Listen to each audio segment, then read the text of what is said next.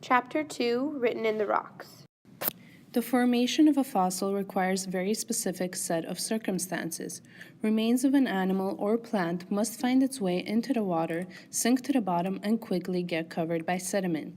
After being buried, the hard parts of the fossils become infiltrated or replaced by minerals.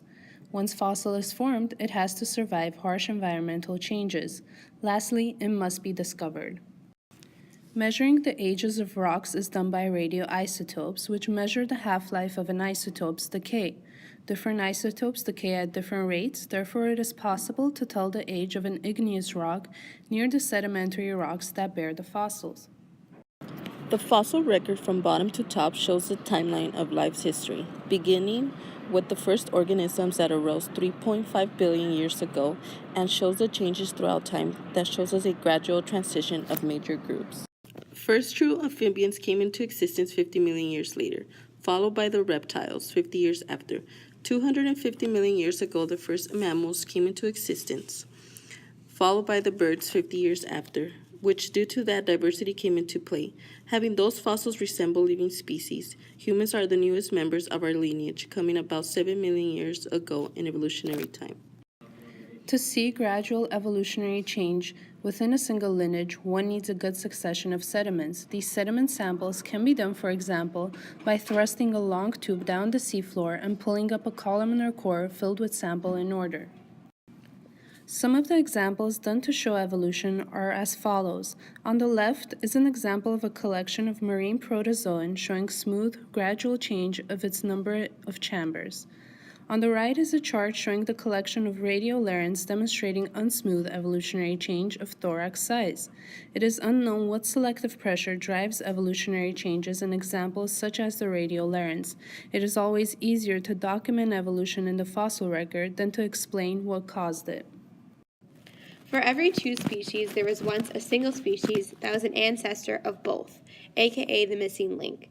The chance of finding that single missing link is almost zero, but we can find some other species in the fossil record that are close cousins. What would the common ancestor look like between reptiles and birds?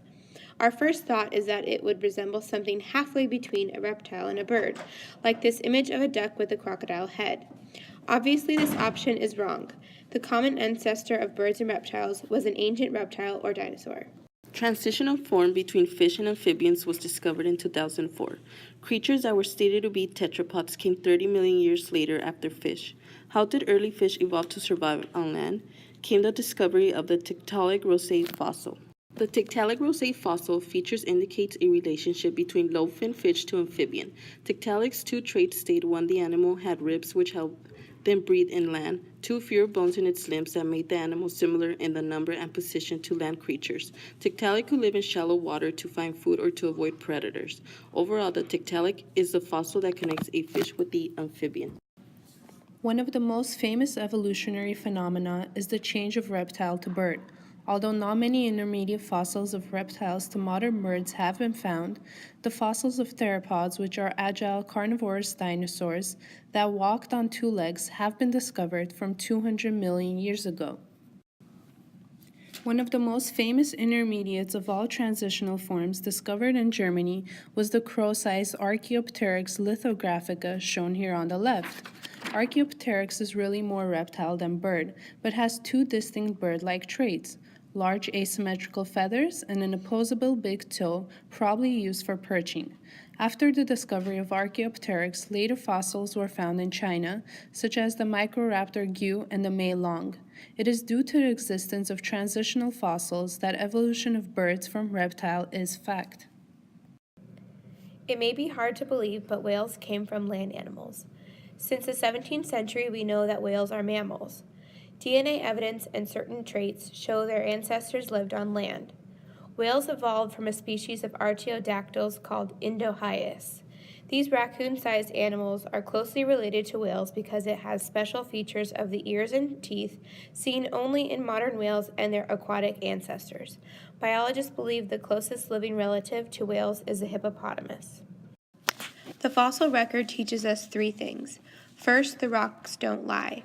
The record in the rock confirms several predictions of evolutionary theory. It shows the gradual changes and splitting in lineages and the existence of transitional forms between very different kinds of organisms. Second, fossils occur in order that makes evolutionary sense. For example, the earliest birds appear after dinosaurs, but before modern birds.